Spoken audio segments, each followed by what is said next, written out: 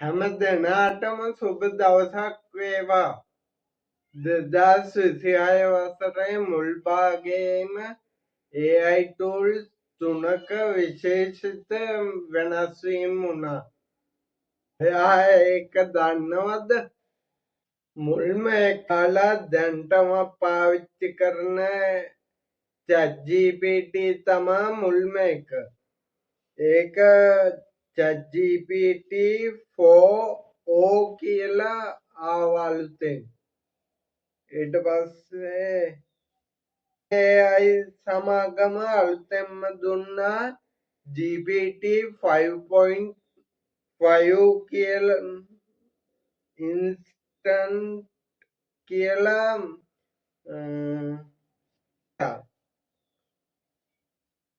කලින් එකට වඩා ස්මාර්ට්, කරුණාවන්තයි, ඒ වගේම වේගවත්.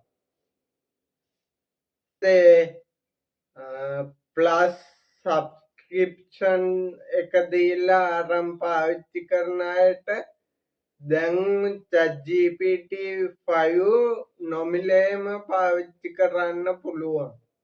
දෙවැනි එක Cloud Tree Opus Anthropic Cloud Tree Opus කියලා මොඩලයන් නිකුත් කරා. තමත් අපේ අතට පත් වෙලා තියෙනවා. ඒත් විශේෂම දේ තමයි බෙල් කියන අලුත් ටියර් එක ක්ලවුඩ් පර්ෆෝමන්ස් එකක් ලබා දෙන මොඩල් ලයින් එකක් වෙනවා මේක. තුන්වෙනි එක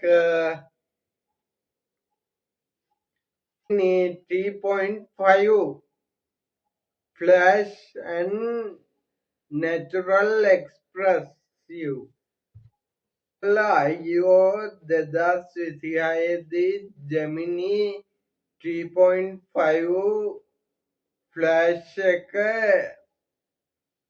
එළියට දැම්මා. මිනි ලෝකයේ එක්ස්ප්‍රසිව් කියලා අලුත් ෆීචර් එකක් ගෙනාවා ඒගොල්ලෝ. දැන් එය මිනිස් කටහඬක් වගේ ස්වභාවිකව කතා කරනවා. පැය 24ම ඒකෙන් ඔයාට ඕන වෙලාවක ප්‍රශ්න අහන්න පුළුවන්.